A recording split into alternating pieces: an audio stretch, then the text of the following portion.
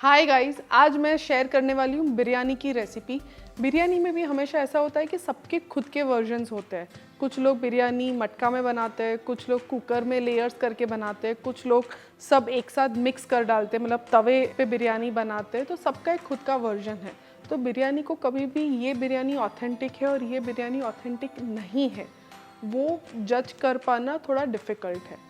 तो बस this is my version of biryani जो मैं आप लोग के साथ अभी शेयर करने वाली हूँ। जब भी बिरयानी बनानी होती है घर पे, तो राइस जो हम कुक करते हैं उसमें सबसे पहले हमको इश्यू आता है कि वो दाना खिला खिला नहीं बनता है।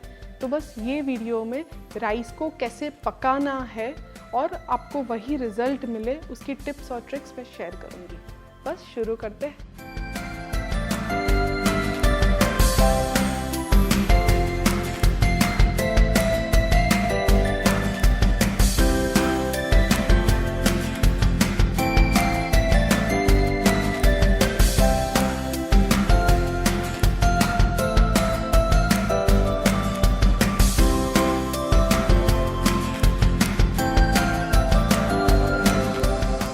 जब भी चावल को पकाना होता है तो हमारी आदत होती है कि चावल को हम 1 घंटा 2 घंटा भिगो के रखते हैं।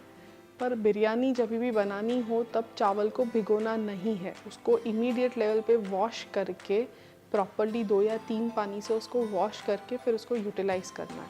अगर आप चावल को भिगो के रख रहे हो तभी चावल जो होता है वो सॉफ्ट हो जाता है। उसके बाद अगर वो 5% भी ओवर कुक हो गया तो आपका चावल जो है वो टूट जाएंगे।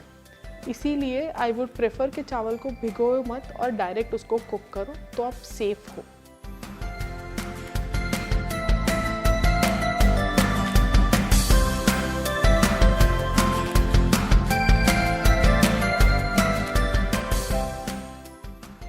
तो आपको देखना है चावल को चेक करके कि आपका चावल 80% कुक होना चाहिए।